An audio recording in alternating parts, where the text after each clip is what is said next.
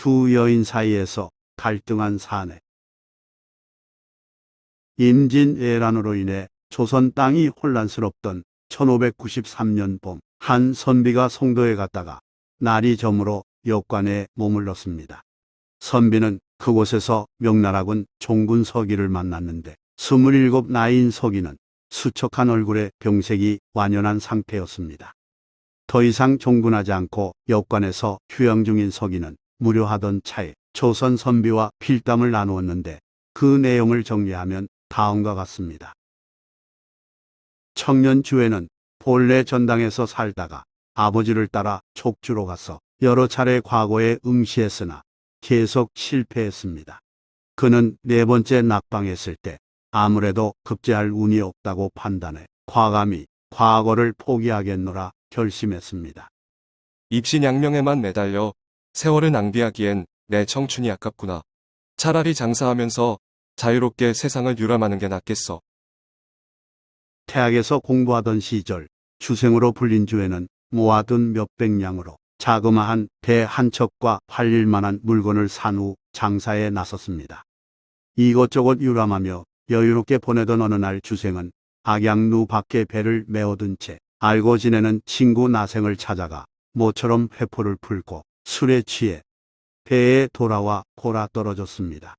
그 사이 묶어 놓은 줄이 풀려 배가 바람을 타고 떠내려갔습니다. 뭐라, 여기 어디지? 눈에 익은 풍경인데. 새벽녘 잠에서 깬 주생은 잠든 사이에 자기 배가 고향 전당까지 왔음을 알고 깜짝 놀랐습니다.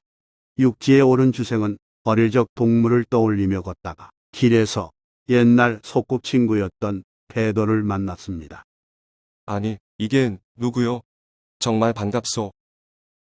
배랑이라는 이름의 기생이 된 배도 역시 주생을 반가워하며 자신의 집에 초대했습니다. 주생은 성숙해진 몸매의 미모까지 겸비한 배도에게 단번에 마음을 빼앗겼지만 처음에는 내색하지 않았습니다. 배도가 그런 주생에게 대뜸 결혼했냐고 물었습니다.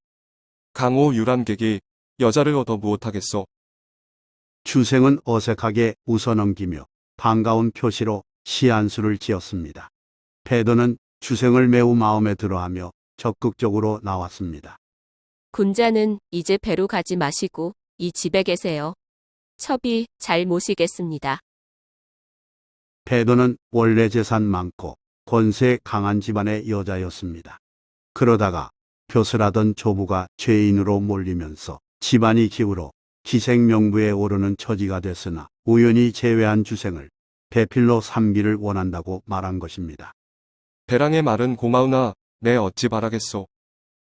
주생은 짐짓사양하면서도 배도의 풍만한 육체에 마음이 흔들렸습니다.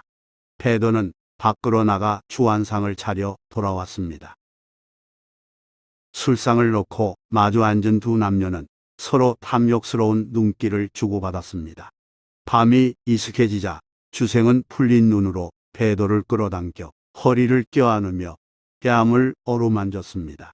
주생은 뭉클 느껴지는 여인의 가슴에 강렬한 육력을 느끼며 배도에게 입을 맞추려 했습니다. 이때 배도가 말했습니다. 여야불상 사이기행이라 하지 않습니까?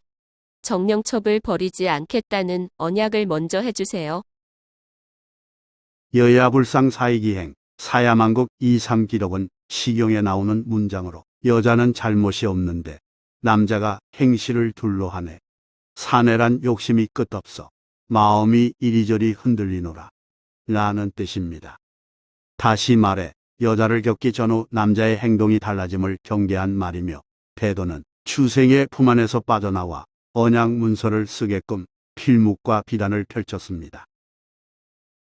글쓰기를 좋아하는 주생은 즉석에서 붓을 들어 일사천리로 휘갈겼습니다. 청사는 늙지 않고 푸른 나무는 길에 있도다. 그대가 나를 믿지 않을지언정 밝은 달은 하늘에 있도다. 그 시를 바라보는 배도의 마음에 행복한 감정이 샘물처럼 솟아올랐습니다. 주생이 붓을 들어 사랑을 맹세하는 시를 짓자 배도는 그 글을 정성껏 봉해 간직하고는 스스로 옷을 벗었습니다. 그동안 기생 생활을 하면서도 순교를 지켜왔던 배도는 주생의 외모와 문장 실력을 높이 평가하며 저항 없이 몸을 맡겼습니다. 구속이 싫어 자유분방하게 살던 주생도 방랑을 청산하듯 오로지 배도에게 빠져들었습니다. 그날부터 주생은 배도와 뜨겁게 사랑하며 깊은 정을 쌓았습니다. 그러던 어느 날 주생이 문득 배도에게 저녁마다 문 밖에서 입마소리가 나는 까닭을 물었습니다. 배도는 살며시 미소 지으며 답했습니다.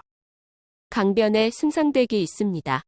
승상이 돌아가신 후 부인이 아들, 딸 하나씩 두고 사시는데 적적하실 때 가물을 즐기시고자 종종 입마를 보내 소첩을 부르시는 것입니다. 주생은 승상 부인의 초대를 거절할 수 없어 나가는 배도를 배웅하며 너무 늦지 않게 돌아오라고 말했습니다. 그러면서 주생은 의심했습니다. 혹시 부인이 아니라 남자가 아닐까? 배도가 떠난 지 얼마 되지 않았는데 주생은 벌써 사랑하는 연인이 그립기도 하고 한편으로 의심도 가시지 않았기에 뒤를 밟아 승상댁 문 앞에 이르렀습니다. 집안에서 듣기 좋은 음악이 흘러나오자 주생은 홀리듯 승상댁에 발을 들여놓았습니다. 나무에 숨어 엿보는 주생의 눈에 기품 있는 승상 부인과 그 옆에 앉아있는 아리따운 처녀가 들어왔습니다. 웃을 때 애교가 넘치는구나. 주생은 첫눈에 승상 딸에게 반했습니다. 배도가 육감적인 미인이라면 승상딸은 청초하면서 단아한 미녀로다. 주생은 한동안 넋놓고 승상 딸을 훔쳐봤고 어느 정도 시간이 흘렀을 때 배도가 승상 부인에게 돌아가야겠다고 말하는 소리가 들렸습니다. 승상 부인이 정인과 약속이라도 있느냐고 묻자 배도는 주생을 이야기했고 승상 딸은 웃으며 어서 가라고 말했습니다. 그 말에 주생은 정신을 번쩍 차리고 서둘러 집으로 달려가서 이불을 덮어쓰고 자는 척했습니다. 잠시 후 뒤이어 집에 도착한 배도는 조심스럽게 옷을 벗고 이불 속으로 들어가서 주생을 껴안았습니다. 주생이 여인의 부드러운 살결에 흥분되어 반응하자 배도가 말했습니다. 낭군님이 보고 싶어 서둘러 왔어요. 주생이 시침이 떼고 늦게 온 이유를 물으니 배도가 답했습니다. 연희가 끝난 뒤 선화와 조촐한 술자리를 벌여서 그랬어요. 선화는 누구요? 승상의 따님인데 올해 나이 15살이며 글에 능한 절세가인이에요. 배도는 그러면서 선화가 지었다는 시한수를 읊었습니다. 흐르는 세월 속에 내 청춘이 시드는 서러움을 비파에 실어 가볍게 타거니와 노래에 담긴 내 소원을 그 누가 알려나?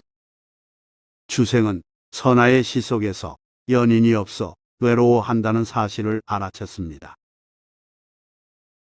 그로부터 얼마 후 승상댁을 드나들던 배도가 남편인 주생이 학문이 깊고 글재주가 높음을 자랑하자 12살 된 아들 궁용의 스승을 물색 중이던 승상 부인이 배도에게 의중을 밝히며 뜻을 물었습니다. 배도는 남편의 출세길로 생각하며 적극 권했고 주생은 선아에게 접근하려는 속셈으로 허락했습니다. 하여 승상아들 궁용은 배도의 집을 드나들며 주생에게 학문을 배웠습니다. 수업을 시작하고 여러 날이 지난 어느 날 주생이 궁용에게 말했습니다. 내가 여기까지 왕래하기 불편할 테니 너의 집에서 공부를 하자꾸나. 궁용은 좋아하며 찬성했지만 배도가 의구심에 물었습니다. 어찌하여 공부 장소를 바꾸시나요? 승상댁에 엄청난 양의 장소가 있다 하니 내 공부에도 도움이 되기 때문이라오. 이후 주생은 승상댁에 기거하며 선아와 만날 기회를 노렸습니다. 그러나 좀처럼 기회가 오지 않았습니다. 봄이 지나가도록 선아를 만나지 못한 주생은 어두운 밤에 대담하게 담을 넘어 후원에 들어섰습니다. 별당에서 선아는 몸이 드러나는 가벼운 옷을 입고 있었기에 주생은 더욱 욕망을 느끼며 선아 방으로 과감히 들어갔습니다. 예상외로 선아는 놀라지 않았고 마치 그를 기다리고 있었던 듯 미묘한 표정을 지었습니다. 선아는 청순한 외모와 달리 마음은 요녀였습니다.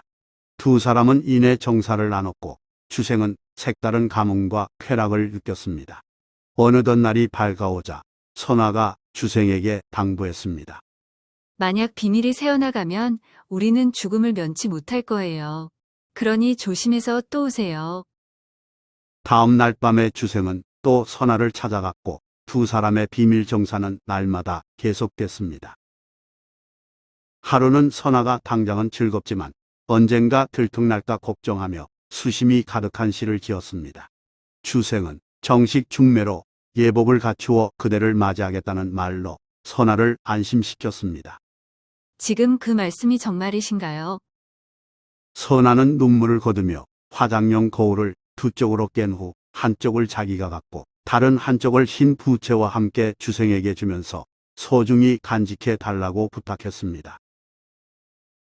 하지만 선아가 아무리 청초하더라도 어느 사이 주생은 배도의 풍만한 육체를 떠올렸습니다. 그러고 보니 배도를 본 지 오래됐네. 적당한 핑계를 대고 잠시 다녀와야겠어. 주생은 오랜만에 배도 집으로 돌아갔습니다. 늘 붙어있던 주생이 잠시나마 떠나자 선아는 착잡한 마음을 달랠 길 없어 주생의 방으로 가서 그의 행장을 끌러 소지품을 살펴봤습니다. 이건 뭐지? 그 속에서 배도가 쓴 시 몇 편을 발견한 선아는 질투에 사로잡혀 붓으로 마구 덧칠했습니다. 그리고는 그 밑에 자신의 시를 적어놓고 방을 나왔습니다. 주생은 배도와 하룻밤을 보내고 다시 승상댁으로 돌아갔습니다. 하루는 승상 부인이 주생의 노고를 치하하기 위해 잔치를 베풀었고 배도도 참석했습니다. 승상 부인은 배도에게 하루 자고 가라고 권했습니다. 배도는 술에 취해 인사불성이 된 남편을 자리에 뉘어놓고 처음 와본 방안을 둘러봤습니다. 배도는 잠이 오지 않기에 남편의 행장을 끌러봤다가 소스라치게 놀랐습니다. 자신의 시가 온통 목칠되어 있었고 아래에 선아의 시가 적혀 있었던 까닭입니다. 이튿날 아침 배도가 승상 부인에게 그대로 알리겠다고 말하자 주생은 더는 숨길 수 없어 선아와의 관계를 고백했습니다. 주생이 승상 부인에게 밝히지 말라고 애원하자 배도가 분노를 참으며 말했습니다. 다시는 선화를 만나지 마세요. 주생은 그러겠노라 다짐하고는 승상 부인에게 급한 일이 생겼다고 둘러댄 뒤 그 집을 나왔습니다. 주생은 일단 배도의 집으로 돌아왔으나 선아를 그리워하며 여의어 갔습니다. 20날이 지났을 때 공교롭게도 구경이 급병으로 죽었기에 주생은 승상댁으로 조문갔습니다. 주생을 그리워하며 병석에 누워있던 선아는 간신히 일어나 주생을 맞았습니다. 주생은 곧 집으로 돌아왔지만 이번에는 배도가 병에 걸려 위중한 상태에 빠졌습니다. 배도는 주생의 무릎을 벤 상태에서 자기 시신을 낭군님 오가는 길가에 묻어달라고 부탁하고 죽었습니다. 주생은 배도 시신을 호수로 가는 길에 고이 묻고 하늘을 쳐다보며 허망함을 느꼈습니다. 배도가 죽으니 의지할 데 없구나. 뜨거운 정사도 다 부질없고. 모처럼 배에서 밤을 새우게 된 주생은 멀리 선아 집을 바라본 후 노를 저어 떠났습니다. 주생은 호주에 사는 외가 장씨 노인을 찾아갔는데 몸은 편해도 선아에 대한 그리움으로 인해 주생의 몸은 야위어 갔습니다. 임진년의 어느 날 장씨가 몹시 야윈 주생에게 그 까닭을 물었습니다. 무슨 일이 있기에 표정이 그리 어두운가? 주생이 선아에 대해 솔직히 밝히자 장씨가 조심스레 말했습니다. 다행히 안 사람이 노승상댁과 친한 사이니 너의 혼사를 의논해보마. 장씨 편지를 받은 승상 부인은 딸의 비밀을 눈치채고 죽어가던 딸을 살릴 수 있다며 반색했습니다. 주생과 선아가 편지를 주고받으면서 두 사람 건강이 점차 좋아졌고 그해 9월로 혼인날을 정했습니다. 선아로부터 장문의 편지가 왔을 때 주생도 긴 답장을 썼습니다. 그러나 편지를 보내기 전에 때마침 왜적이 조선을 침략하자 명나라 황제는 이여송에게 군대를 주어 조선을 구하라 했습니다. 명군은 남방 군사가 외놈을 잘 상대하므로 호주에서 병정을 급히 모집했으며 유격 장군이 주생을 끌어내 서기 임무를 부여했습니다. 주생은 통사정했으나 징발되어 조선에 가야 했습니다. 이듬해 명나라 군사가 왜적과 싸우는 중에도 주생은 밤낮으로 선하를 그리워하다 상사병이 깊어졌습니다. 주생은 송도의 한 여관에서 요양하다 조선 선비를 만나 밤늦도록 그간의 사정을 상세히 이야기했습니다. 주생은 보찜을 열어 그간 배도 및 선화와 주고받은 화답시가 담긴 화관집을 보여주기도 했습니다. 조선 선비는 사연을 들으며 눈물을 흘렸습니다. 조선 선비는 왠지 주생이 선화와 다시 만날 수 없을 것 같은 불길한 느낌을 받았습니다. 다음 날 아침 조선 선비는 이별의 아쉬움을 나타내고 여관을 떠났으며 오랜 세월이 흐른 뒤 문득 이 이야기를 세상에 알리고 싶어 글을 지었습니다. 주생전을 쓴 조선 선비 곤필은 자유분방한 성격을 지녔으며 조선 중력 호균과 함께 당대에 뛰어난 시인으로 평가받은 인물입니다. 좋아요 및 구독은 영상 제작에 큰 힘이 됩니다. 고맙습니다.